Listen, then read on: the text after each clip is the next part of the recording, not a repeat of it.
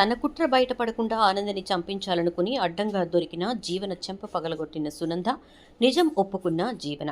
ఇదంతా ఎలా జరిగిందో వీడియో ద్వారా చూసేద్దాం. సో ఎక్కడ వీడియోని స్కిప్ చేయకండి, చివరి వరకు చూడండి. పూర్తిగా మీకు అప్పుడే అర్థమవుతుంది. వీడియోని లైక్ చేయడం, షేర్ చేయడం మర్చిపోకండి. మీ లైక్, షేర్ మాకు మంచి సపోర్ట్ మరియు ఎంకరేజింగ్గా ఉంటుంది. ఇక మొత్తం మీరు చూసుకున్నట్లయితే కనుక ఇక ఇక్కడ ఆనంది అయితే చాలా బాధపడుతూ అక్కడ నుంచి, అంటే ఆఫీస్ నుంచి కదిలిపోతుంది. ఎందుకంటే ఆదిత్య అన్న మాటలు ఆనంద్కి చాలా బాగా గట్టిగా కనెక్ట్ అవుతాయి. నువ్వు ఇప్పుడు నీ నిజాయితీని నిరూపించుకోకపోతే మరొకరి దగ్గర కూడా నువ్వు దోషిలా నిలబడిపోతావు, వాళ్ళ నమ్మకాన్ని కూడా పోగొట్టుకుంటావు అన్న మాటల్ని గుర్తు తెచ్చుకున్నటువంటి ఆనంది ఇక ఆలోచిస్తూ వెళ్తూ ఉండగా కారు వచ్చి ఆనందిని యాక్సిడెంట్ చేయబోయేసరికి ఈలోపు సింహాద్రి వచ్చి ఆనందిని పక్కకి లాగుతాడు. ఏంది బిడ్డ ఇది, ఏం ఆలోచిస్తూ పోతున్నావు అని చెప్పని అంటే, గది కాదు నాయన, ఏం జరిగిందంటే అంటూ ఇక పద్మకి సింహాద్రికి జరిగింది మొత్తం చెప్పేసరికి, బిడ్డ ఇక అల్లుడు తానుంది, సంతోషంగా ఉంటుంది, ఎట్లయితే నేను అల్లుడు కూతురు ఒక్కటైతారని చెప్పి మేము ఎంతో ఇదిగా ఎదురు చూస్తున్నాం, కానీ గీడ చూస్తే గిట్లయితుంది, ఏందో నాకు ఏం అర్థం కావట్లేదు అంటూ ఉంటే, ఇప్పుడు నేను నా నిజాయితీని నిరూపించుకోనికి మార్గం కోసం ఎత్తుక్కుంటున్నాను నాయన అని చెప్పని అంటూ ఉంటే, మేమైతే చదువులేనోళ్ళం అయిపోయాం, నీకు ఏ రకంగానూ సాయం చేయలేకున్నాం బిడ్డ అని అంటూ ఉంటే, ఇక అట్లంటవిందయ్యా, మనం పోయి సూర్యబాబుతానా ఇదంతా చెప్పి ఏదో ఒకటి మార్గం చూపించమని అడుగుదాం అని చెప్పని అంటూ ఇక ముందైతే ఇంటికి బాబిడ్డ అని చెప్పి తీసుకుని వెళ్తారు. ఇక అలా వెళ్ళిన తర్వాత జ్యోతి సూర్యల దగ్గరికి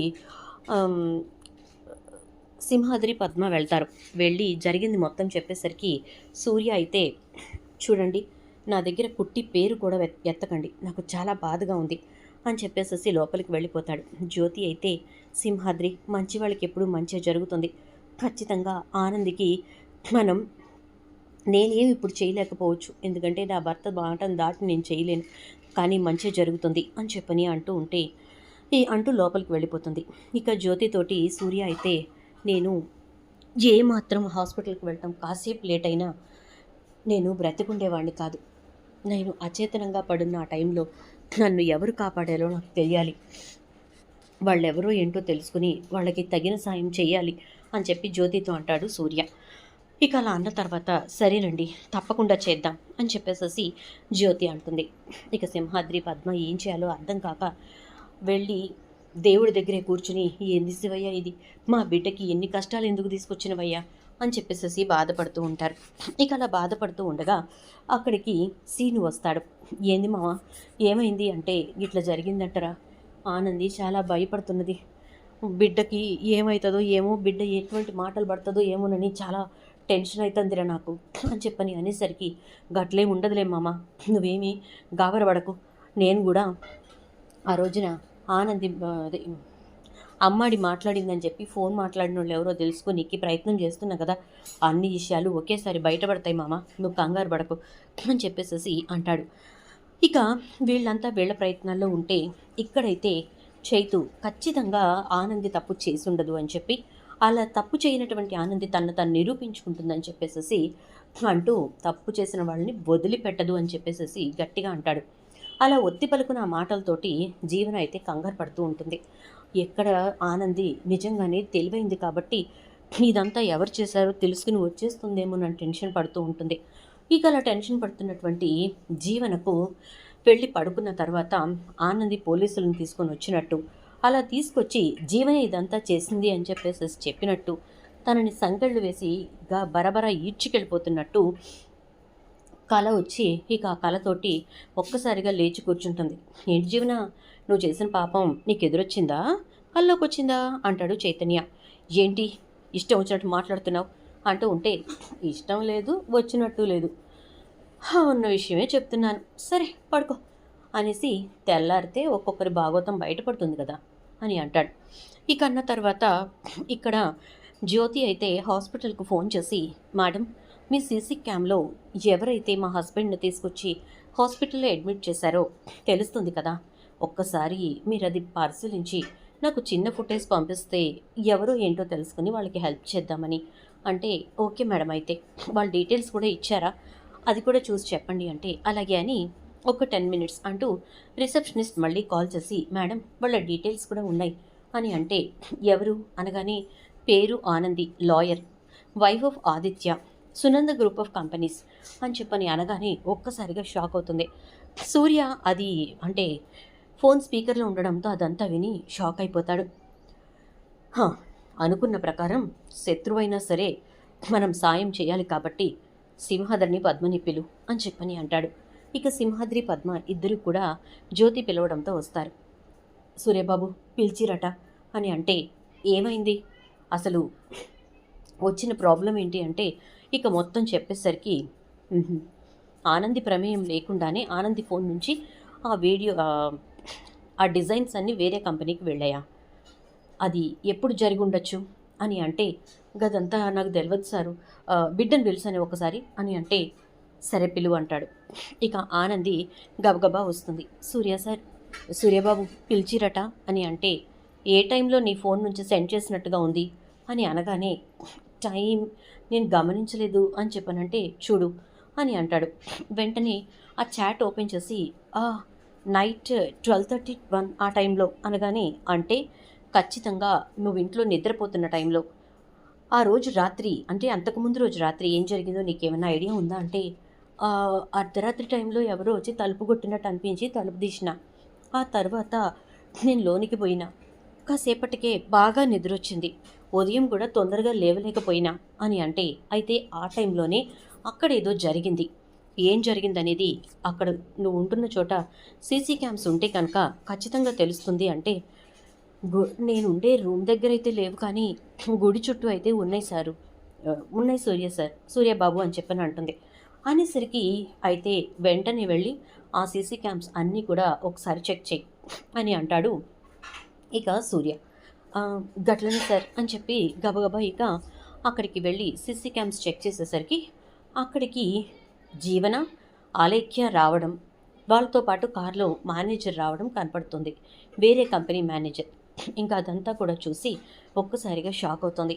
అదే విషయాన్ని సూర్యకి ఫోన్ చేసి చెప్తుంది. సూర్య అయితే, ఏం మాట్లాడుతున్నావు ఆనంది అంటే, అవును సార్, ఈ విషయాన్ని మా అత్తయ్య గారికి చెప్తే మా అత్తయ్య గారు చేసే రాద్ధాంతం అంతా ఇంత ఉండదు, ముందు జీవనని ఇంట్లోంచి పంపించేస్తారు, ఇప్పటికే జరిగిన వాటికి మీరు కుంగిపోయారు, ఇక ఇది కూడా తెలిస్తే ఇంకేమైనా ఉందా అని అంటే, మరి ఏం చేస్తావు, నింద నీ మీద వేసుకుంటావా అని అంటే, కాదు సార్, ఏం చేస్తానంటే ఆ కంపెనీ వాళ్ళే కావాలని చెప్పి రౌడీల్ని పంపించారన్నట్లుగా కంపెనీ వాళ్ళ పేరు బయట పెడతాను అని అంటుంది. కానీ వాళ్ళు రేపు జీవన పేరు బయట పెడతారు కదా అంటే, జీవన పేరు బయట పెట్టకుండా వాళ్ళకి ఆ డిజైన్స్ ఇచ్చేస్తానని చెప్తాను అని అంటుంది. మరి నువ్వు కంపెనీకి డిజైన్స్ ఇవ్వాలి కదా అంటే, అవి ఇంకా మనం ఏ విధంగా మార్కెట్లోకి వెళ్ళిపోయినాక వాడతామని చెప్పి చెప్పి నేను కొత్త డిజైన్స్ ఇస్తాను అని అంటుంది. ఇక అటు జీవనని కాపాడటానికి ఆనంది పడుతున్న తాపత్రయం చూసి, ఇలాంటి మనిషి శ్రీధన్ విషయంలో తప్పు చేసుంటుందా అని సూర్య ఆలోచిస్తాడు. ఇదంతా తెలియని జీవన ఇక వెంటనే ఇందుమతికి ఫోన్ చేసి, పెద్దమ్మ, నేను దొరికిపోయేటట్టున్నాను అంటుంది. ఏంటి దొరికిపోవటం అని అంటూ ఉంటే, అవును, నేను దొరికిపోయేటట్టున్నాను, అక్కడ ఆనంది అసలు ఎవరిదంతా చేశారని చెప్పి కనిపెట్టిందంటే ఇక అంతే సంగతులు అంటే, ఎలా కనిపెడుతుంది అంటే, ఎలా కనిపెడుతుందని చెప్పి అంత సింపుల్గా అంటావేంటి, ఆ గుడి చుట్టూ ఉన్న సీసీలు చూస్తే అనగానే, సరే అయితే సీసీల్లో ఉన్న ఫుటేజ్ని డిలీట్ చేయిద్దాం అని అంటుంది. డిలీట్ చేయించటం కాదు, అసలు ఆనందినే డిలీట్ చేస్తే పోతుంది అనిపిస్తోంది అని అనగానే, మంచి ఆలోచన, అసలు గొడవ లేని పని అని అనగానే, అయితే నువ్వు మనుషుల్ని పురమాయించు, ఈరోజు రాత్రికే పని జరిగిపోవాలి అని అంటుంది. ఇక జ్యోతి వాళ్ళ దగ్గర నుంచి సింహాద్రి పద్మ అయితే బయలుదేరి ఆనంద్ దగ్గరికి వస్తారు. ఆనంది కూర్చుని బాధపడుతూ ఉంటే, ఏంది బిడ్డ గట్ల బాధపడుతున్నావు అంటే, జీవనకి నేనేం అన్యాయం చేసినా ఎందుకు నా మీద ఇంత కక్ష కట్టింది అంటే, అంతే బిడ్డ, మంచి చేసిన వాళ్ళకే చెడు చేస్తూ ఉంటారు, ఆ శరణాలయంలోనే వదిలేయక దాన్ని తీసుకొచ్చి ఇక్కడ వాళ్ళ బిడ్డగా తీసుకొచ్చి వాళ్ళ బిడ్డను వాళ్ళకి అప్పచెప్పినందుకు జీవనకి కృతజ్ఞత కూడా లేదు బిడ్డ అని చెప్పని అంటూ ఉంటే, పోనీలే అమ్మా వదిలేసే, ఏమైంది కానీ అని చెప్పని అంటుంది. సరే మీరు బోండ్రి, నేను రేపొద్దున చేయాల్సినవి చాలా ఉన్నాయి, ఎవరి ముందు నేను దోషిగా నిలబడకూడదు, అట్లనే ఎవరిని దోషులుగా నిలబెట్టకూడదు అని చెప్పని అనుకుంటూ ఇక ఆనంది వాళ్ళని పంపించేసి వెళ్ళి రూమ్లో పడుకుంటుంది. నిద్ర పట్టక అటు ఇటు తిరుగుతూ ఉంటుంది. ఇక ఈలోపు ఆదిత్య దగ్గర నుంచి ఫోన్ వస్తుంది. ఆదిత్య కాల్ అటెండ్ చేసి చెప్పండి అని అంటే, ఎవరు చేశారో తెలిసిందా అంటే, చెప్తే బాధపడటం తప్ప ఏమీ మిగలదు ఆదిత్య గారు అని అంటే, ఏమైంది ఆనంది అంటాడు. ఇదంతా చేసింది జీవన లేఖ్య అనగానే, ఆ విషయం మరి నువ్వెందుకు బయట పెట్టట్లేదు? వెంటనే కాల్ చేస్తే అందరం వచ్చేవాళ్ళం కదా అంటే, ఎందుకు ఆదిత్య గారు, ఇప్పుడు నేనే నా తల్లిదండ్రులని బాధ పెట్టిందని అవుతాను. జీవన విషయం బయట పెడితే అత్తయ్య గారు ఊరుకుంటారా? ముఖ్యంగా జీవన జీవితం ఏమైపోతుంది అనగానే, ఎప్పుడు ఇలా ఆలోచించి నువ్వు దోషిగా నిలబడతావా అంటే, లేదా ఆదిత్య గారు, దానికి నేను ఒక ప్లాన్ ఆలోచించిన. ఆ కంపెనీ వాళ్ళతోటి జీవన పేరు బయట పెట్టొద్దని డిజైన్స్ వాళ్ళకే వదిలేస్తానని చెప్తాను అనగానే, వాళ్ళే వాళ్ళ మనుషులతోటి ఇదంతా చేయించుకున్నారని చెప్తాను అని చెప్పని అంటే, ఏదో ఒకటి పడు, మొత్తానికి నువ్వైతే తప్పు చేయలేదు, నేను నమ్మిన నమ్మకాన్ని నిలబెట్టావు, అది చాలు అని చెప్పని అంటాడు. ఇక అలా అన్న తర్వాత ఆదిత్య ఫోన్ పెట్టేస్తాడు. అలా ఫోన్ పెట్టేశాక ఇక ఆనంది నిదానంగా నిద్రలోకి వెళుతుంది. అప్పుడే డోర్ ఓపెన్ అవుతుంది. ఎవరు ఎవరు అంటూ ఉంటుంది ఆనంది అయితే. ఇక అప్పుడు ఎదురుగా ఎవరో ఇద్దరు వ్యక్తులు కనిపించేసరికి, ఎవరు మీరు, ఎందుకు ఇక్కడికి వచ్చారు అని చెప్పని అంటూ ఉంటుంది. నిన్ను పైలోకాలకి పంపించడానికి అని అంటే, గబగబా ఫోన్ తీసి లైట్ వేసి ఎవరా అని చెప్పి చూడడానికి చూస్తే, అదే టైంలో ఆదిత్య కాల్ డైల్ అయిపోతుంది. ఇక ఆదిత్య ఏంటి టైంలో కాల్ చేసింది అని చెప్పేసి లిఫ్ట్ చేస్తాడు. ఇక్కడ మాటలు వినపడుతూ ఉంటాయి. ఏంటి, ఎవరు మీరు, ఎవరు పంపించారు మిమ్మల్ని అని అనగానే, ఎవరు పంపిస్తే ఏమైంది, వాళ్ళైతే నిన్ను చంపమని చెప్పి పంపించారు. ఈ భూప్రపంచం మీద నువ్వు ఉండకూడదని చెప్పి పంపించారు. కానీ ఇంత అందమైన నిన్ను అలా ఊరికే పైకి పంపించడం మాకు నచ్చలేదు. అందుకే నీ జీవితం నాశనం చేసి నిన్ను పైకి పంపించేస్తాం అని అంటే, ఎవరు పంపించారా నన్ను పైకి పంపించమని అంటే, చచ్చిపోయే ముందు నీకు నిజం చెప్తాంలే అంటే, ఇప్పుడే చెప్పండి, తీరా తర్వాత మీరు బ్రతికుండకపోవచ్చు అంటుంది. ఏ అంత వీరనారివా? మమ్మల్ని చూసావుగా ఎలా ఉన్నామో, ఆజానుబాహుల్లా 6 అడుగులు ఎత్తున్నాం. ఇంత కండలు కలిసిన ఇదైన మమ్మల్ని నువ్వేం చేయగలుగుతావు పిల్ల పిచ్చిక అని చెప్పేసి అంటూ ఉంటే, ఇక అప్పుడు ఆనంది, ఏం చేస్తానో చూద్దురు కానీ అని చెప్పి ఇక వంటగదిలోకి పరిగెడుతుంది. అక్కడ కారం అది తీసి వాళ్ళ కళ్ళల్లో కొడుతుంది. ఇక అలా కళ్ళల్లో కొట్టేసరికి, రే అది ఎటుపోయిందో వెతకరా అంటూ ఉంటాడు ఒకడు ఇంకొకటితోటి. ఇక అలా ఉన్న టైంలోనే వాళ్ళకి ఫోన్, వాళ్ళ చేతుల్లో ఉన్న ఫోన్ రింగ్ అవుతుంది. అది కాస్త కంగారులో వాళ్ళు కింద పడేసుకునేసరికి వాళ్ళు కళ్ళు కనిపించక మంటతోటి మంట మంట అంటూ ఉంటే ఆదిత్య వస్తాడు. వచ్చి ఆ ఫోన్ తీసేసరికి అందులో జీవన ఫోటో పడుతుంది. ఒక్కసారిగా షాక్ అవుతాడు. ఫోన్ లిఫ్ట్ చేసేసరికి, ఏరా చచ్చిందా అది, దాన్ని మాత్రం కొన్న ఊపిరితో కూడా వదలకండి, అది చచ్చి పైలోకాలకి పోవాలి, లేకపోతే రేపొద్దున నా జీవితం బయటకు వచ్చేస్తుంది. నేనే ఇదంతా చేశానని చెప్పి తెలిసిందంటే ఇక అంతే సంగతులు. మా అత్తగారు నన్ను ఇంట్లోంచి బయటకు గెంటేస్తుంది, మా అమ్మ వాళ్ళ ఇంట్లోకి రానివ్వరు అని చెప్పేసేసి అంటూ ఉంటే, ఇక అప్పుడు ఆదిత్య అయితే ఒక్కసారిగా, అలాగే జీవన అలాగే అంటాడు. ఎవరు ఎవరు అంటూ ఉంటుంది. ఫోన్ కట్ చేసేసి ఇక గబగబా ఆనంది దగ్గరికి వచ్చి ఆనందిని తీసుకుని ఇంటికి వెళ్తాడు. అర్ధరాత్రి ఆదిత్య ఆనందిని తీసుకుని ఇంటికి వచ్చేసరికి ఒక్కసారిగా అందరూ షాక్ అవుతారు. అక్కడికే సూర్యని ఇంకా జ్యోతిని కూడా రమ్మని చెప్తాడు. సింహాద్రి పద్మ కూడా వస్తారు. అందరినీ కూర్చోపెట్టి జరిగింది మొత్తం చెప్పేసరికి ఒక్కసారిగా అందరూ షాక్ అవుతారు. ఇంతకు ఆనందిని చంపడానికి పంపింది ఎవరు, అసలు ఆనందిని చంపాలని చెప్పి ఆలోచన చేసింది ఎవరు అని చెప్పని సూర్య అంటాడు. ఒకరికి మంచి చేయటమే తప్ప చెడు చేయటం చేతగాని ఆనంది ఒక విషయంలో దోషిగా నిలబడాల్సిన పరిస్థితి వచ్చింది. దాంతో తనని అన్ని విషయాల్లోనూ దోషం చేయాలని కొందరు ప్రయత్నిస్తున్నారు. మరికొందరేమో వాళ్ళు చేసిన తప్పులు బయటపడకుండా ఉండడానికి ఆనందని ఈ భూప్రపంచం మీదే లేకుండా చేయాలని చెప్పి ప్రయత్నిస్తున్నారు అని చెప్పని అంటూ ఉంటాడు. ఇకప్పుడు సూర్య అయితే, అదే అదే చెప్పు ఆదిత్య, ఎవరిదంతా చేశారు అని అనగానే, వాళ్ళ పేరుని పోలీసుల ముందు బయట పెడితే మన పరువే పోతుందని ఫ్యామిలీ మీటింగ్ ఏర్పాటు చేశాను అని అంటూ ఉంటే, ఇక సింహాద్రి పద్మ మధ్యలో కూర్చున్నటువంటి ఆనంది, ఆదిత్య గారు ఇక ఇక్కడితో వదిలేసేయండి అంటే, వదలను ఆనంది, నా భార్యను చంపాలనుకున్న వాళ్ళని వదిలేస్తే నా అంత చేతకాని వాడు ఇంకొకడుండడు అని అంటూ ఉంటే, సునంద వెంటనే, ఆది ఏంటి భార్యగిర్య అంటున్నావంటే, ఆగమా, ఇప్పటి వరకు అయ్యింది చాలు, నేను తన చేయిని వదలబట్టే కదా ఇంకొకరు తనని ఏమైనా చేయొచ్చు అని చెప్పి లీనియన్స్ తీసుకున్నారు.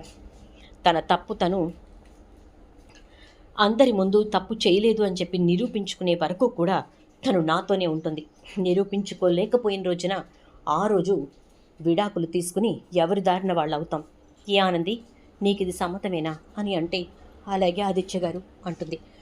ఇక ఇంతకీ ఇప్పుడు ఇదంతా చేసింది ఎవరు, ఆనందిని చంపాలనుకుంది ఎవరు అని చెప్పేసేసి అడుగుతూ ఉంటే, ఎవరో ఏంటో ఇప్పుడే చెప్తాను అని చెప్పేసేసి ఆ రౌడీల్ని చైతన్యకు చెప్పి పోలీసులకు అప్పగిస్తాడు.